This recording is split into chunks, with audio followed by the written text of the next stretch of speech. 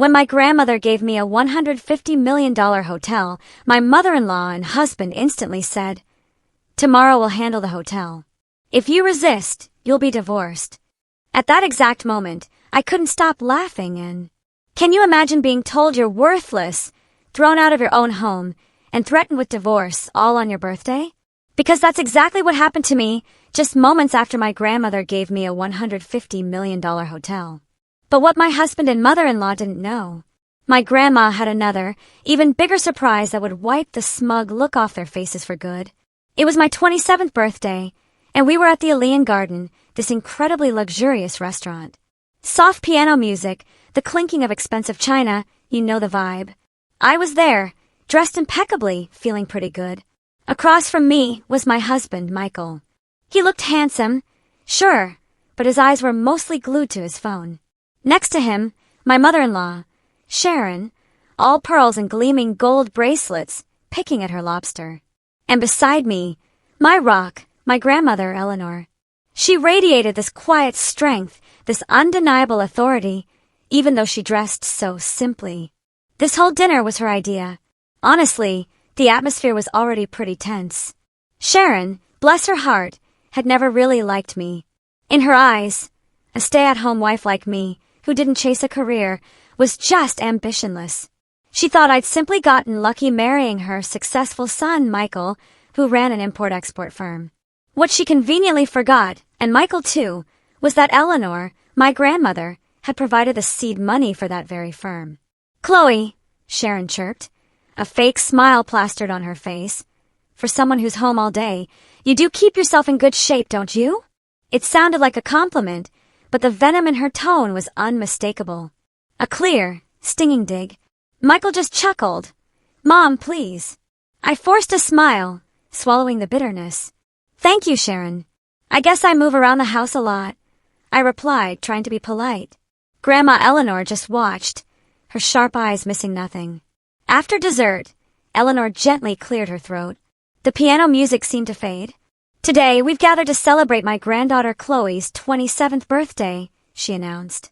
Her voice, though quiet, filled the room. 27 is a special age, an age where a mature woman knows what she wants and is ready to take on great responsibilities. Sharon subtly rolled her eyes. I saw it. She looked so bored. Michael, on the other hand, smiled, probably expecting some fancy watch or another envelope of cash. But then, Grandma took something from her purse. It wasn't jewelry or car keys. It was a deep mahogany leather portfolio. She handed it to me across the table. "Chloe, darling," she said, so gently. I opened it. Inside were legal documents, deeds, papers, so many papers. And stamped on the first page, in bold letters, was the name, the Eleanor Grand Hotel. "Grandma, what is this?" I whispered, my heart suddenly pounding like a drum. "Your birthday present, my girl," Eleanor said, a twinkle in her eye. "It's the new hotel downtown. All in your name. Valued at about $150 million. Silence. Absolute, deafening silence. The sound of a waiter dropping a spoon in the distance sounded like a gong. I was frozen. My eyes were wide, darting from the documents in my hands to my grandmother's calm face. Tears welled up. This wasn't just a gift. This was insane. I turned to Michael, and his reaction? I'll remember it forever. His face went from pale to bright red, his jaw clenched so tight. The phone he'd been clutching slipped from his hand and landed in his lap, but his eyes weren't on me. They were locked on his mother. Sharon's face was even worse. The fake smile had completely vanished, replaced by an expression of pure shock, pure greed, anger. As if this gift, meant for me, was a personal insult to her. "Congratulations, Chloe," Sharon rasped, the first to break the tension. "Your grandmother is very generous." That word, generous, sounded so utterly sarcastic. Michael quickly scooped up his phone and let out a forced, unnatural laugh. $150 million. "Ha! Grandma, are you serious? This is incredible, honey." He grabbed my hand, but his grip was cold, too tight. It wasn't like he was holding his wife's hand. It was like he was clutching a piece of property. I was so overwhelmed. I could only look at Eleanor. "Grandma, this is too much. I can't accept it." She placed her hand over mine, which was still on the portfolio. You can and you will. It's time you have what you deserve. I trust you. The rest of the dinner passed in a blur. Sharon and Michael were suddenly quiet, barely speaking. But out of the corner of my eye, I saw them exchanging constant glances, hushed, tense whispers whenever they thought I wasn't looking. The festive atmosphere had completely vanished, replaced by a suffocating tension. As we were about to leave, I had my grandmother tightly. In her arms, I felt safe, but also an inexplicable fear. She hugged me back, then whispered, so low that only I could hear, "Be careful, my girl. This gift is a test. A test." Those words sent a shiver down my spine. My grandma knew exactly what was coming. The drive home felt impossibly long. Not a single word was spoken in Michael's luxury car. The radio was off, just the hum of the engine and the air conditioning. I sat in the passenger seat, clutching that mahogany portfolio to my chest like a shield. I could feel the anger radiating off Michael. His knuckles were white on the steering wheel. He wouldn't even look at me. In the back, Sharon was also silent, but in the rearview mirror, I could see her staring straight ahead, her lips pressed into a thin, cruel line. The tension was so thick, it was hard to breathe. I tried to speak. "Michael, about the hotel. He cut me off, his voice flat and cold. "We'll talk at home." I fell silent. This wasn't the Michael I knew. Or maybe this was the real Michael all along. We lived in this massive house in an exclusive gated community. It was beautiful, but it never felt like mine. Sharon had chosen every piece of furniture, set every rule. Even my daily schedule felt like it needed her unspoken approval. Michael parked the car, and when the engine cut off, that eerie silence returned. "Inside," he said, his tone like a superior giving an order. We walked in. The living room lights were on. Sharon didn't retreat to her guest suite as usual. She marched straight to the main sofa, sat down, ramrod straight like a queen ready to preside over a trial. She dropped her expensive purse on the table with a loud thud. Michael stood beside her, arms crossed, glaring at me. I stood in the middle of the room, still clutching that portfolio, feeling like the accused. Sharon spoke first, her voice stripped of any pretense of politeness. "It's completely insane, giving such an expensive toy to a child who knows nothing." The insult hit me right in the heart. "Do you think you can do anything with that hotel?" she practically shrieked. "You can't even take care of your husband without my help." Michael remained silent, letting his mother rip into me. "That hotel," Sharon continued, "should be a family business. We can't let Chloe, who knows nothing, manage so much money." Michael finally spoke, trying to sound like a wise mediator, but it was obvious whose side he was on. "It's true, honey. My mother has more experience. This is for everyone's good. Think about it. We can expand the hotel. I could leave my job and focus on it." Sharon's eyes gleamed with triumph. "Good. Tomorrow, your husband and I will take over the hotel. I'll be the CFO, and Michael will be the CEO. We're family after all." Then she looked at me with pure disdain. "You know nothing about business. It's more suitable for you to stay home and receive your monthly allowance." As I listened, a cold anger began to grow inside me. This wasn't just about the hotel anymore. This was about my dignity, which they had trampled on for years. I remembered Grandma's whisper, "This gift is a test." I took a deep breath. I placed the portfolio on the coffee table in front of Sharon, but I didn't let go of it. I looked my mother-in-law straight in the eye, then shifted my gaze to my husband. "Oh, absolutely not, Sharon," I said. My voice was low, but it was firm, clear, and unwavering. The room fell into a sudden, shocked silence. Sharon and Michael looked stunned. They clearly hadn't expected me to fight back. "What did you say?" Sharon asked, her voice rising an octave. I said no. I repeated, this time louder. "That hotel is a gift to me. It's in my name, and my grandmother, Eleanor, gave it to me." I hugged the portfolio tighter. "I'm the boss now. I make all the decisions." I didn't know where this courage came from, but it felt incredibly liberating. Michael's face turned beet red with rage. He hadn't expected his docile wife to talk back. "How dare you speak to my mother like that, Chloe?" he shouted. "The money has gone to your head." "I'm just defending what's mine," I said calmly. It's my hotel. Michael's anger erupted. The mask of the good, patient husband shattered completely. Oh, you think you're so important now, the hotel owner? He stepped forward, pointing a finger in my face. Listen to me carefully. If you're going to act like this, if you refuse to be controlled by us, then we're getting a divorce. The threat hung in the air, heavy and menacing. Michael was so sure I'd be scared. He was sure I wouldn't dare lose my status as his wife. You want to be a divorce? He continued, mocking me. Who do you think will want a divorced woman like you? The word divorce hit me hard. My heart ached, but strangely I didn't cry. Instead, I saw my husband, truly saw him for the first time. This was my value in Michael's eyes. Sharon, seeing me stand there, felt a surge of triumph. She stood up too, attacking with even more fury. Insolent, ungrateful, shameless woman. You're nothing but a parasite in this family. She glared at me, pointing directly at the front door. Get out of this house tonight.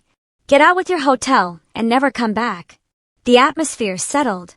As soon as Sharon's last shout ended, I found myself standing alone, threatened with divorce by my husband and kicked out of my home by my mother-in-law. All on my birthday night. Out! Sharon's shout echoed in the suddenly silent living room. My ears were ringing.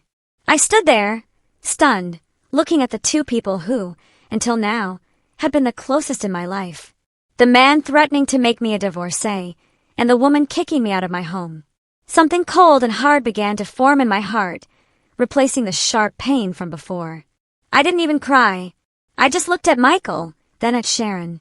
And for the first time, I saw them as they truly were, two greedy people who had just seen their source of money. Michael had been humiliated by a much larger source of money, Eleanor, and now they saw me as a threat that had to be eliminated.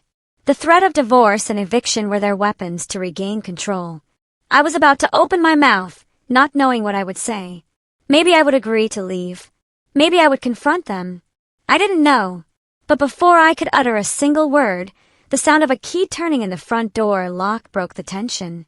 Click! It was low, but in that tense silence, it sounded like a gunshot. The heavy front door swung open. Michael and Sharon gasped, startled. They expected me to be leaving through that door, not someone coming in. Eleanor stood on the threshold. Behind her were two burly men in black suits, their faces expressionless. Grandma didn't look angry.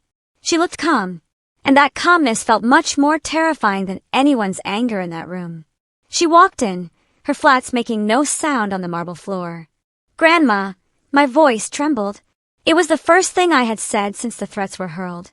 Sharon, who was surprised that the door could be opened by someone else, quickly recovered, her surprise replaced by a new wave of anger. This was her stage, and Eleanor was interrupting. Stay out of this, ma'am. Sharon yelled, her authority as lady of the house feeling threatened. I'm disciplining this shameless daughter-in-law. She dares to talk back to her husband and mother-in-law. Sharon moved towards me, trying to grab my arm. And I'm kicking her out of my son's house. Eleanor raised a hand. It was a small gesture, just her palm extended, but it was enough to make Sharon stop dead in her tracks. Disciplining, Eleanor repeated, her voice low but cutting. Kicking her out. Eleanor let out a small laugh, a dry, humorless sound. Sharon, you can't kick the owner out of her own house. That statement hung in the air.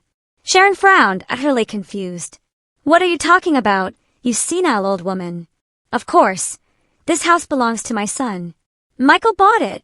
Michael, who had been silent all this time, started to sweat. He looked at his mother, at Eleanor, and at me. He knew exactly what Eleanor was about to say. His face was pale. Grandma, please, Michael whispered, but Eleanor paid him no attention. Her eyes were fixed on Sharon. Your son Michael's house. Eleanor said his name, and Michael flinched. Have you never been honest with your mother? Or have you been living a lie for so long that you've forgotten what the truth is? Eleanor walked slowly around the luxurious sofa Sharon had chosen. This mansion, this luxurious 3-story house, and this exclusive community. Sharon, did you ever ask Michael how he managed to put together a $3 million down payment when he had only been working for 2 years? Sharon was silent, her eyes fixed on Michael, demanding an answer. Michael couldn't look at his mother. It was a bonus from the company, he said weakly. A bonus from the company. Eleanor laughed again. The company where Michael worked. That successful import-export firm. Sharon, do you know who the real owner of that company is? Eleanor stopped in front of me, giving my trembling hand a gentle pat on the shoulder. That company, the luxury car Michael drives every day, and yes, even this house, it was all a wedding gift for Chloe. Long before the hotel. Everything is in Chloe's name. The truth hit Sharon like a freight train. She staggered backward, clutching her chest. No, it can't be. It's a lie. Tell me she's lying, Michael, she shrieked hysterically. But Michael could only hang his head, his fists clenched. He couldn't deny it. His entire life of luxury, his pride as a successful man, had been borrowed from his wife's grandmother. He had only been allowed to manage the assets of the wife he had now threatened to divorce. Eleanor looked at Michael coldly. And you, Michael, you just threatened my granddaughter with divorce and insulted her by calling her a divorcee. Eleanor gestured to one of the men behind her. The man, who turned out to be a lawyer, Mr. Harrison, stepped forward and opened a folder he was carrying. What did you think? Eleanor continued. That after you threatened her and your mother kicked her out, you could just keep the hotel. Mr. Harrison cleared his throat.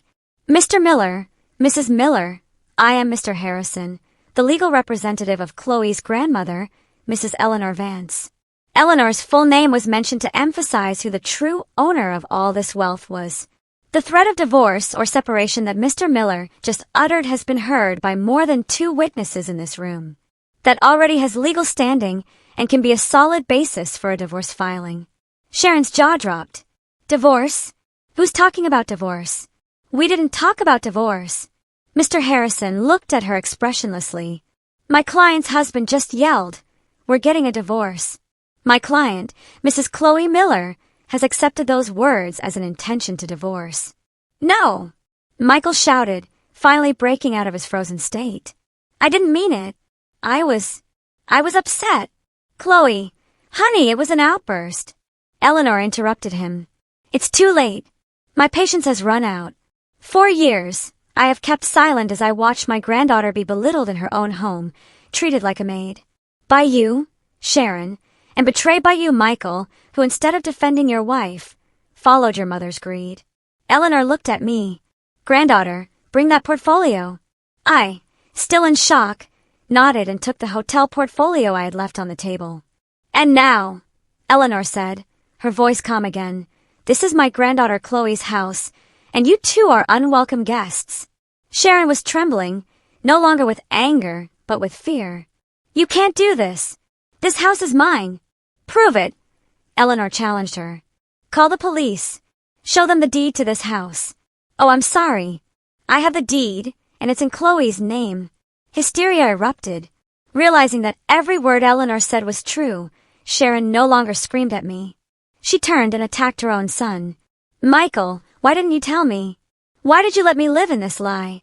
She beat Michael's chest uncontrollably. You said you were just a parasite living off your wife. What kind of man are you, Michael? Michael, his pride completely shattered, pushed his mother, who fell onto the sofa. This is all your fault. Michael shouted, his face wet with sweat and tears of regret.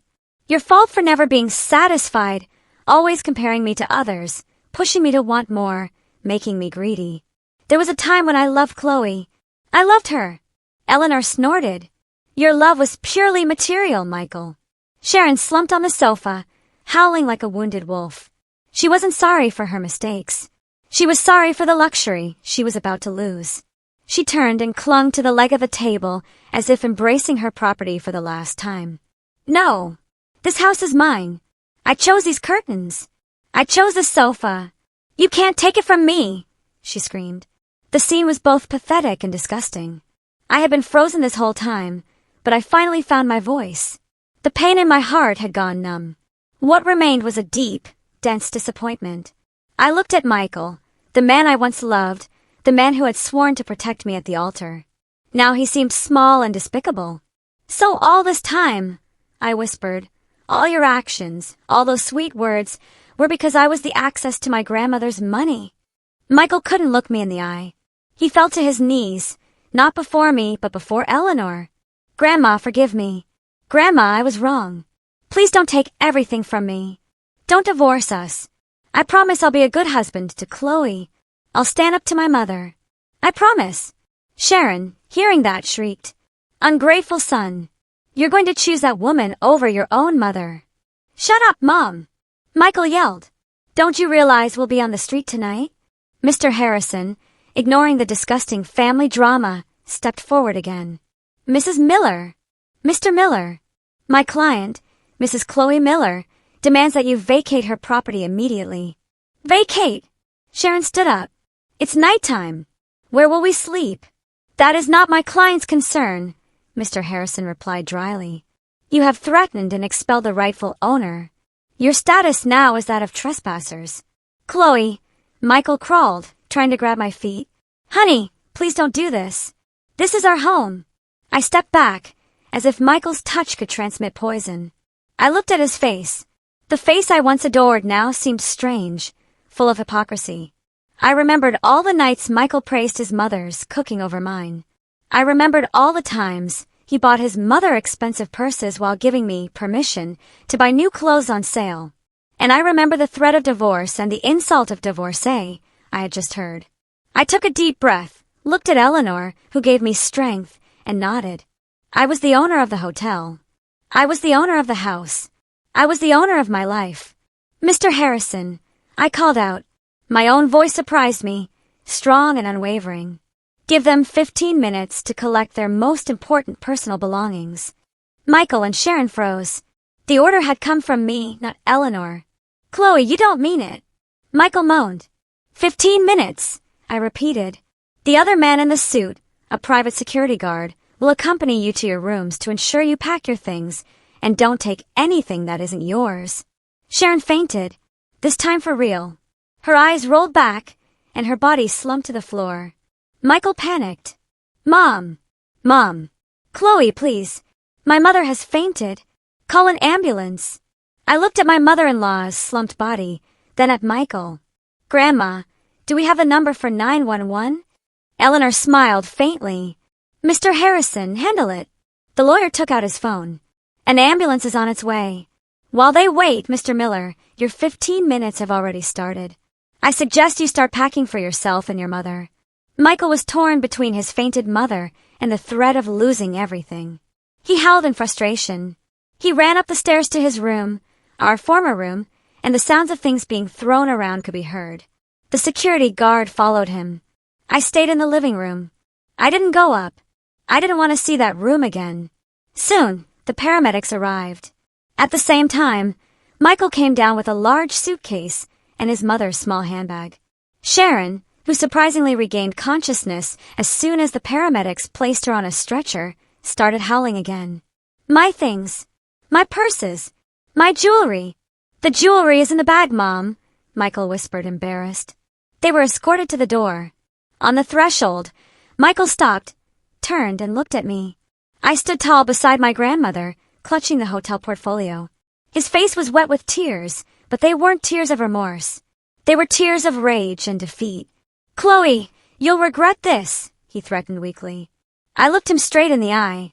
You said I would become a divorcee. You were wrong. My voice was cold and sharp. I will become a rich and free woman. And you, who threatened divorce in front of witnesses, will be left on the street. I nodded to the security guard. The door closed. The sound of the ambulance siren and Sharon's screams slowly faded away. I leaned against the door, feeling my legs suddenly turn to jelly. I looked at Eleanor, and finally, tears of relief and catharsis flowed. The morning came with a strange stillness. For the first time in 3 years of marriage, I woke up alone in my bedroom. No gentle snoring from Michael beside me.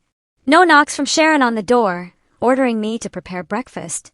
What remained was the cold sheet on the other side of the bed, an array of morning, sunlight piercing through the thick curtains, illuminating the dust floating in the air. The silence was deafening. The large house, which previously felt suffocating and oppressive, now seemed empty and too big. I sat on the edge of the bed, hugging my knees. I felt relieved, of course, as if a weight had been lifted from my chest. But beneath that relief was a new fear. I was free. But what was I going to do with this freedom? I now owned a huge house and a hotel valued at hundreds of millions. Was I still the same Chloe that Sharon had accused of knowing nothing about business? I showered and dressed. When I went down to the dining room, I was greeted by the smell of freshly brewed coffee and toast. Eleanor was already sitting at the table, reading the morning paper as if nothing had happened the night before. "Good morning, granddaughter," Eleanor said, folding the newspaper. "Did you sleep well?" I smiled faintly and sat down. The housekeeper, who had worked in the house long before I got married, placed a plate with a light breakfast in front of me. She looked at me with a knowing smile. She clearly knew what had happened. "Grandma, I'm scared," I said frankly, my voice a whisper. "I don't know where to start.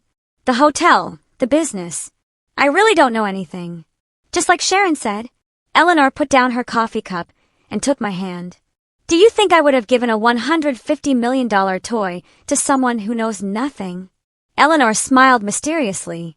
"Chloe, do you remember 3 years ago when I asked you to organize the accounting books for the charitable foundation and you said they were too complicated?" "I remember, Grandma," I said. "The reports were a mess, and you left them impeccable," Eleanor continued. "And do you remember last year when I asked you to analyze the investment proposals from 3 startups, and you said you didn't understand?" "I just chose the one with the clearest product that made the most sense," I replied. "And that company is now worth triple," Eleanor said. "And remember when I asked you to review all the supplier contracts for our charities, and you discovered a 20% overbilling?" I fell silent. I was beginning to understand everything. "I've been training you," Eleanor interrupted me. "I knew the true nature of Michael and his mother for a long time. I knew this day would come. I couldn't give you a fortune without also giving you the weapons to protect it. It's not that you know nothing, Chloe. It's that you haven't yet realized how much you know. You have a sharp business instinct. You are meticulous and you are honest. That's more than enough." Eleanor's words were like pouring gasoline on a small flame inside me. The fear didn't disappear, but now it was accompanied by determination. "Mr. Harrison will be here soon," Eleanor said. "We're going to the Eleanor Grand. It's time for the owner to greet her employees." An hour later, a black luxury sedan pulled up in front of the lobby of the Eleanor Grand Hotel. The building was imposing, glass gleaming, reflecting the morning sun. It was the first time I had seen it up close. My heart pounded. When I walked in, flanked by Eleanor and Mr. Harrison, all the lobby staff bowed respectfully. They had been informed that the new owner was arriving. I, in a simple but elegant outfit, walked through the magnificent lobby with my head held high. We went straight to the main boardroom on the penthouse floor. All the department heads were already waiting. A dozen impeccably dressed men and women stood in unison as I entered. I sat in the main chair at the head of the table, with Eleanor on one side and Mr. Harrison on the other. The tension was palpable. I could feel their stares, curiosity, skepticism, and a slight disdain. A young, meek-looking woman had suddenly become their boss. Mr. Harrison began, "Good morning, everyone. I present to you Miss Chloe Miller. She is the new owner and CEO of the Eleanor Grand Hotel." A middle-aged man, the one who looked most senior with a general manager name badge, cleared his throat. "Welcome, ma'am. I am Mr. Wallace, the general manager. All of us here are ready to help you adjust." That word, adjust, was spoken with a tone that implied I was an outsider. I smiled.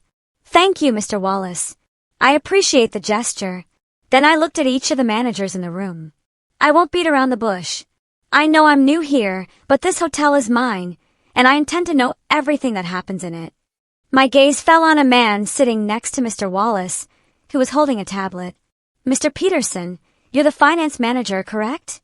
The man named Peterson was a bit surprised that I knew his name. "Yes, ma'am. I reviewed a brief financial report last night," I said, surprising everyone in the room. "I noticed a rather large new expense item in the last 2 weeks related to a company called Future Forward Consulting.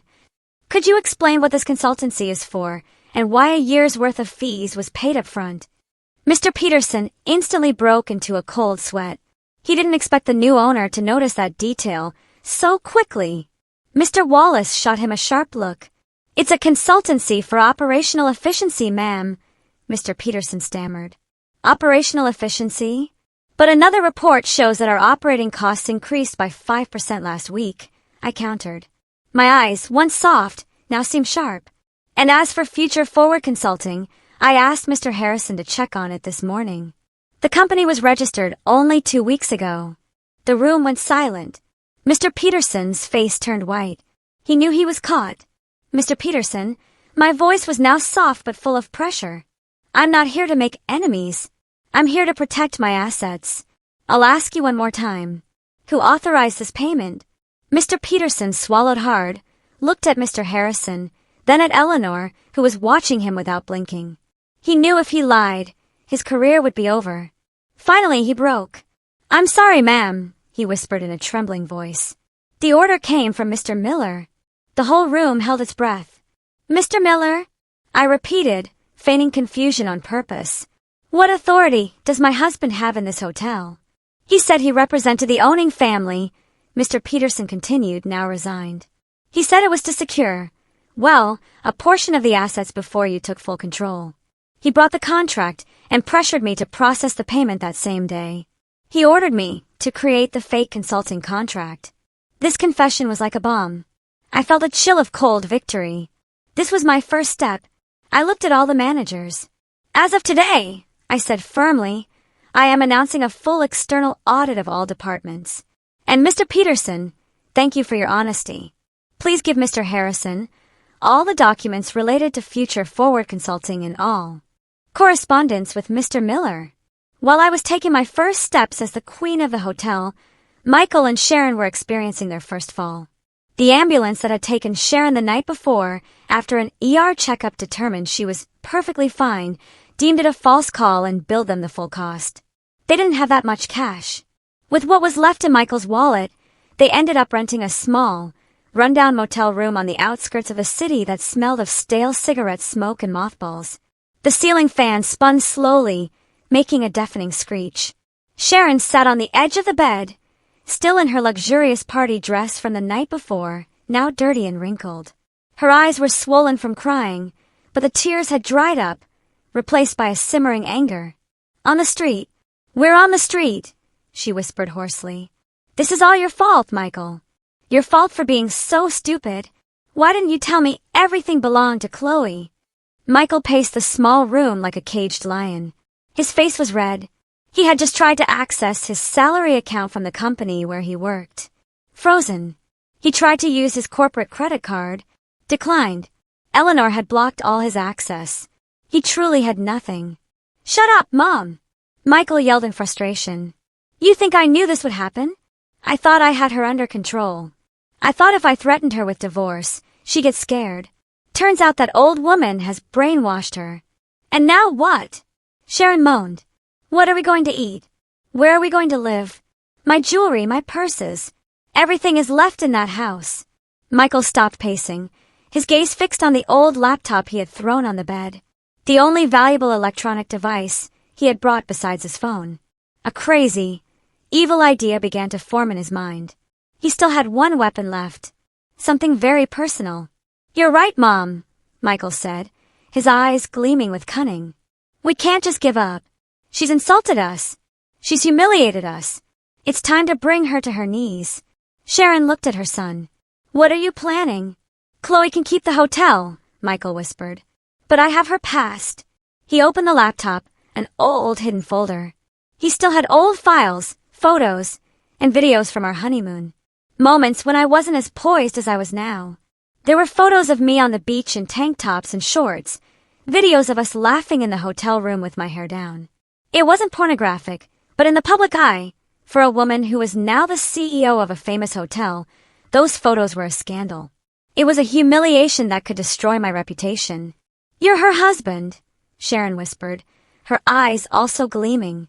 She now understood Michael's thinking. You have the right. Use it. Destroy her. Michael smiled, opened a messaging app, and sent a message directly to my number. You think you've won, don't you? You think you can throw my mother and me out like we're trash? You're very wrong, Chloe. He attached a photo, a picture of me laughing by the pool, hair down. I have many photos from our vacations. Photos that show what a CEO's wife is really like. I'm sure your new managers would love to see this. Transfer 50% of the hotel's value to my new account in 24 hours, or everyone will see what a hypocrite you are. He pressed send. Michael leaned back, feeling victorious. He was sure I would be scared. He was sure I would do anything to protect my image as a good woman. In the penthouse of the Eleanor Grand Hotel, I had just finished a marathon meeting with the audit team. I was tired but satisfied. My phone buzzed. I opened it, thinking it was from Eleanor. My gaze froze on the screen, the photo, the memory, and the blackmail message beneath it. I felt my stomach churn. Nausea rose in my throat. This was different. This wasn't about money or the house.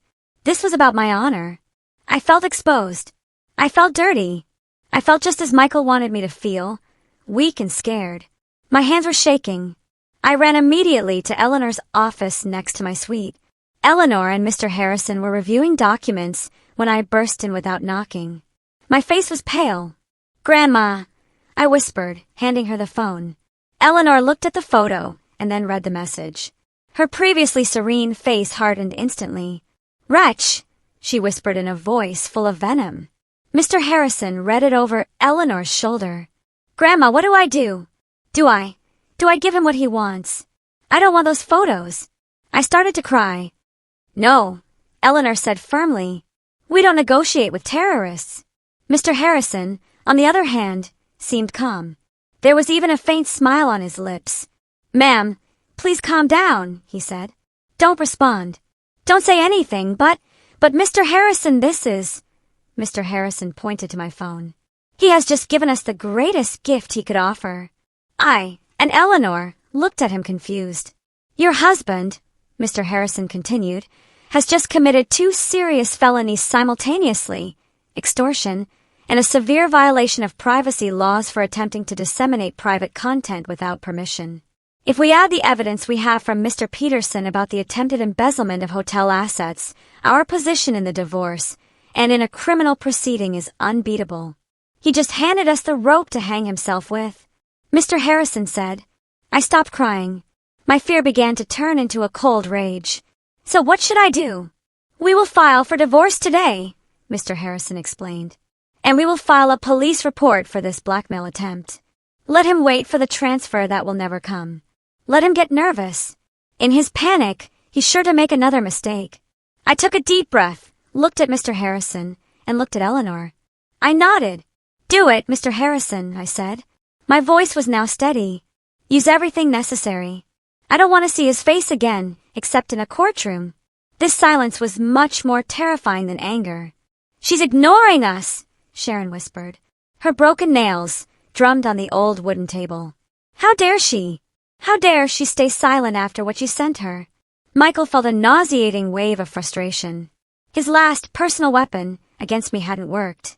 Or worse, I didn't care. With the initial information obtained from the finance manager, Mr. Peterson, the newly appointed team of external auditors went to work.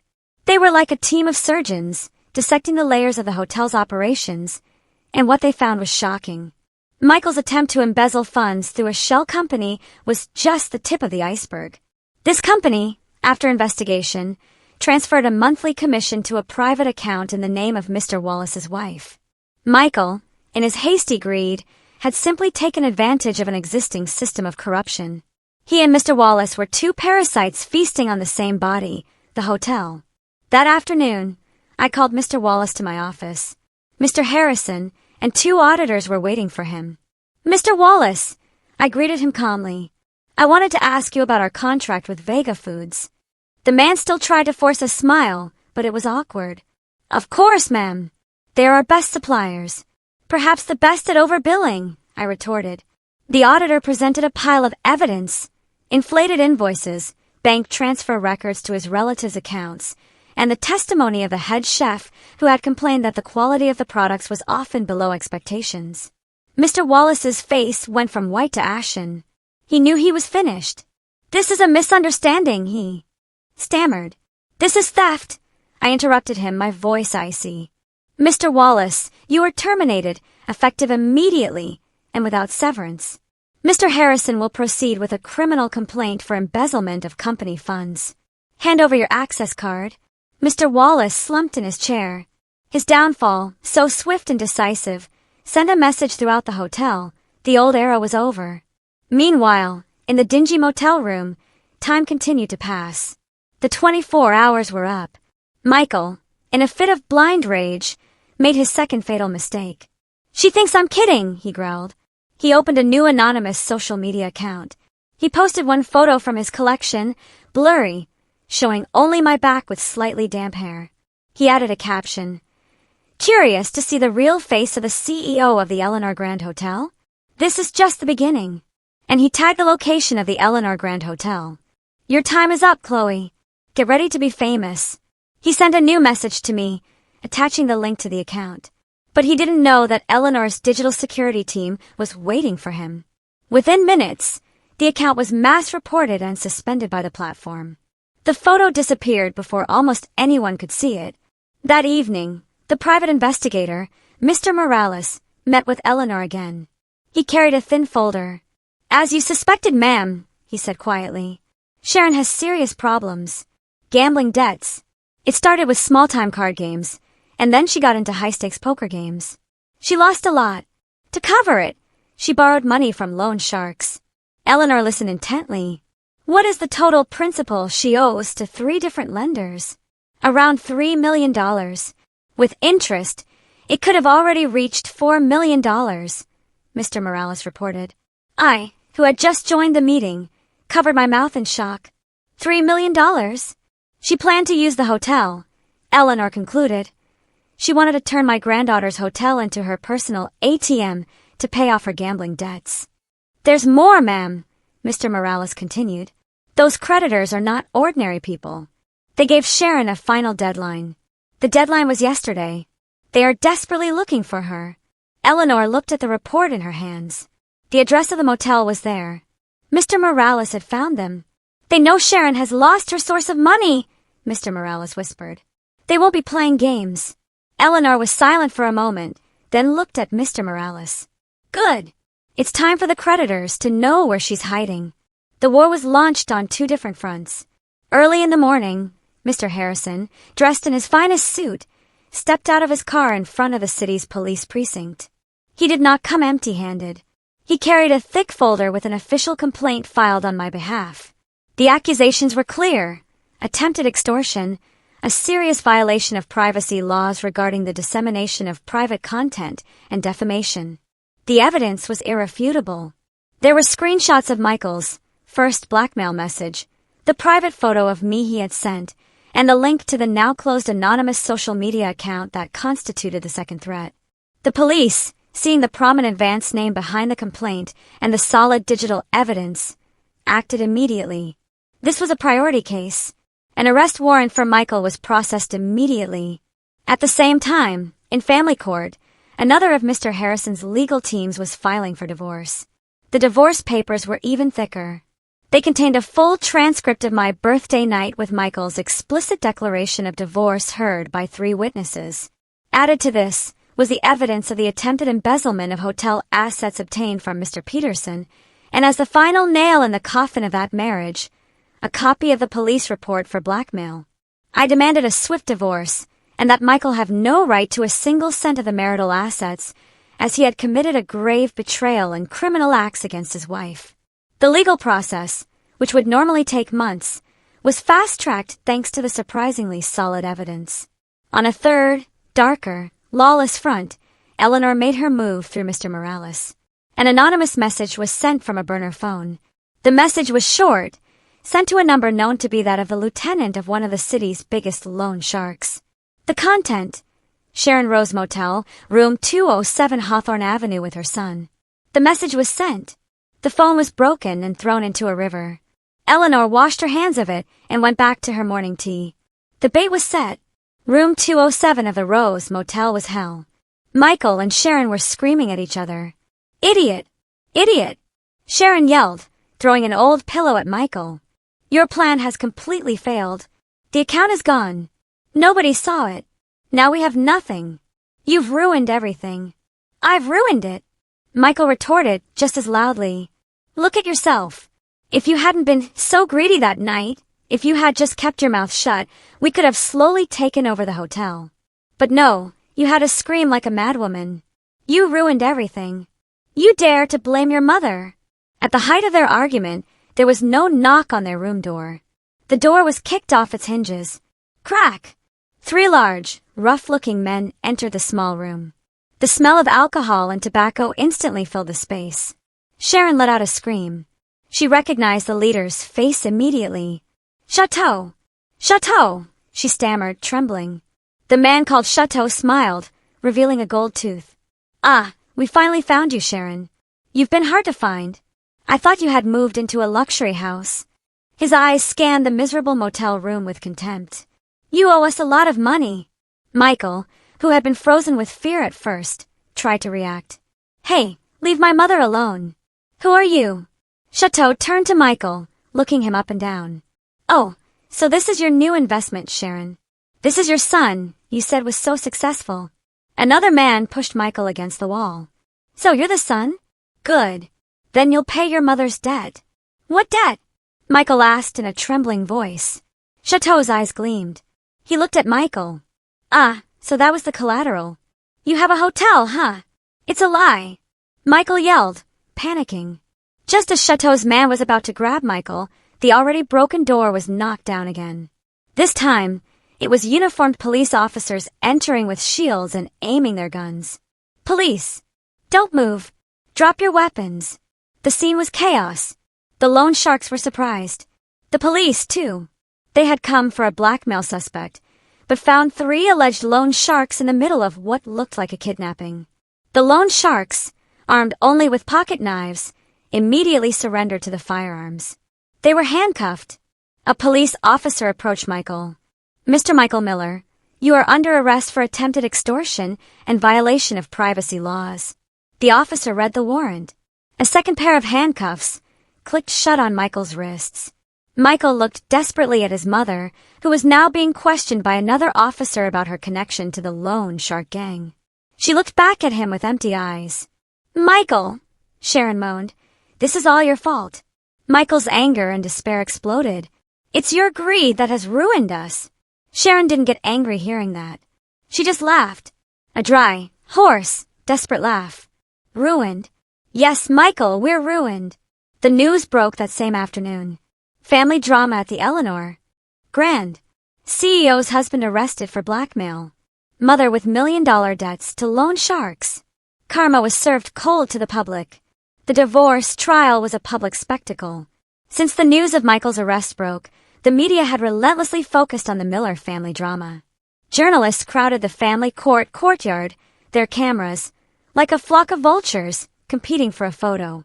I arrived promptly at 9 a.m. I didn't hide behind sunglasses or masks. I got out of my car dressed in an impeccable ivory pantsuit, and I walked with my head held high through the crowd. At my side were a serene Eleanor and Mr. Harrison with a thick briefcase. I did not lower my head. My eyes looked straight ahead, past the dazzling camera flashes and the shouts of journalists chanting my name. I entered the courthouse not as a victim, but as the CEO of a company. Inside the courtroom, the atmosphere was cold and formal. In the defendant's box, across from me, sat Michael. The contrast was painfully clear. Michael no longer wore expensive suits or luxury watches. He wore an orange prison jumpsuit. His face was pale and unshaven. He looked defeated. The judge, a wise-looking middle-aged woman, began the trial. Given the nature of the case, with overwhelmingly solid evidence and a pending criminal case, the trial was swift. Mr. Harrison stood up. He didn't need to say much. He just presented the evidence, one by one, methodically. Your Honor, his voice was calm and clear. We present our case based on the defendant's initial declaration of divorce. The defendant consciously expressed his intention to divorce my client, Mrs. Chloe Miller, in front of 3 witnesses. Mr. Harrison called Eleanor and one of the men in suits who had accompanied her that night as witnesses who testified under oath. Second, Mr. Harrison continued, it is proven that the defendant committed a grave act of betrayal by conspiring with his mother, Mrs. Sharon Miller, to attempt to embezzle my client's assets. He presented a second file. Inside was the written testimony of the finance manager, Mr. Peterson, and a copy of the fake future forward consulting contract. And third, Your Honor, Mr. Harrison's voice grew graver. Even after being expelled from my client's property, the defendant proceeded to commit the crimes of extortion and violation of privacy laws. He presented a third file. Inside was a copy of the police report, screenshots of the blackmail messages, and the private photo of me presented as evidence. A murmur of surprise ran through the courtroom.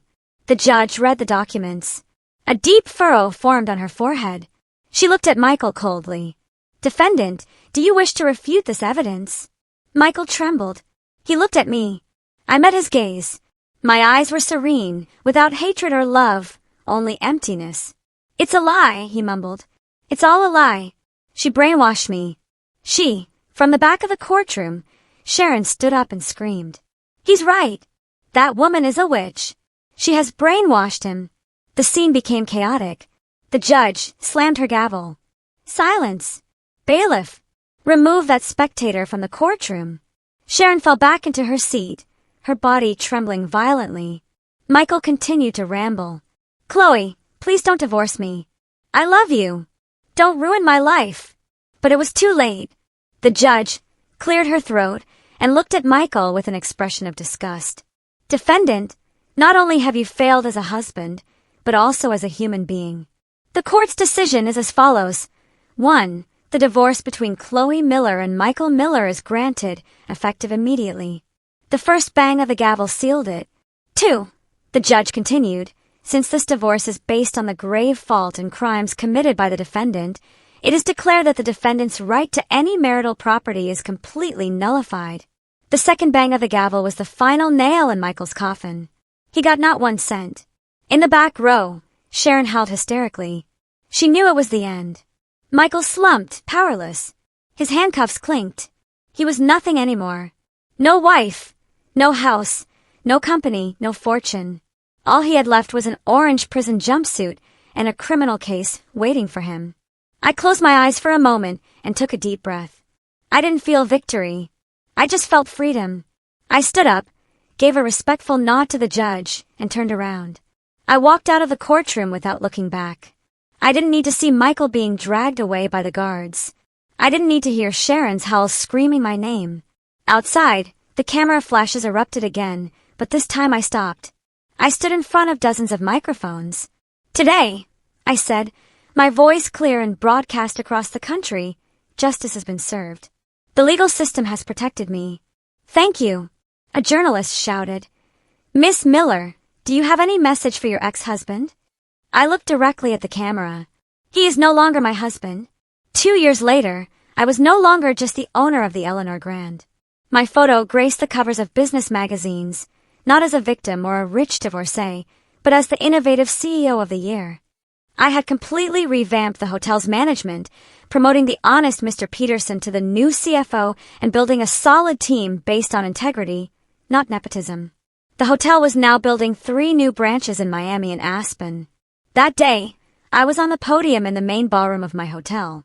Hundreds of VIPs, officials, and journalists attended.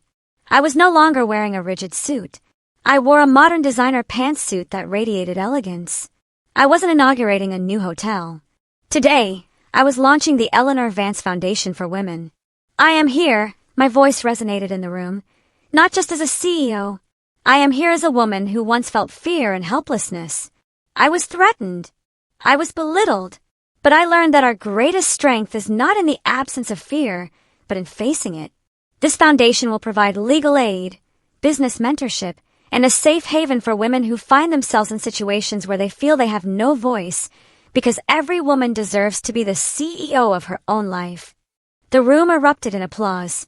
In the front row, Eleanor watched her granddaughter, her eyes shining with pride. I had not only passed the test, I had redefined it.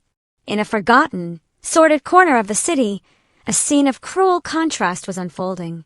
In the visiting room of a prison that smelled of cheap disinfectant and despair, Michael sat behind a thick pane of glass. He was thin now, his gaze empty. The 5-year sentence he received for extortion and attempted fraud had taken what was left of his spirit. An old woman sat on the other side of the glass, holding the phone receiver with trembling hands. It was Sharon. Her hair was gray, her face lined with a bitterness that went beyond age. She had lost her house, her social status, and her son. After the loan sharks were arrested, their ledgers had implicated her, and she had received a suspended sentence and a massive fine that she was paying off by working as a dishwasher in a greasy spoon diner. It's her fault, Sharon hissed into the phone. That woman took everything from us. If you had just stopped blaming others, Mom, Michael replied, his voice dull. This is all because of your greed, too. A $3 million gambling debt. You were crazy. You dragged me into this hell. Ungrateful son. Sharon shrieked, banging on the glass. A guard immediately yelled, "Visiting time is over." The line went dead. Michael was dragged back to his cell. Sharon stumbled out of the prison. She went back to the diner where she worked. The smell of stew and sweat hit her nose. She entered the dirty back kitchen and continued scrubbing the pile of dirty dishes. As she scoured a burnt pot with steel wool, the evening news came on the old TV in the corner of the restaurant. Sharon looked up distractedly, and on the screen, she saw me. She saw a radiant Chloe, a beautiful Chloe. I was being interviewed about the launch of my new foundation. "Miss Miller, you are an inspiration," the host said. Sharon froze. Her hand holding the steel wool stopped moving.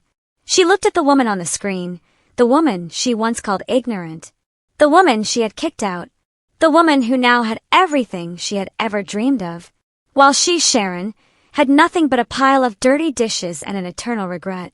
She didn't cry. Her tears had already dried.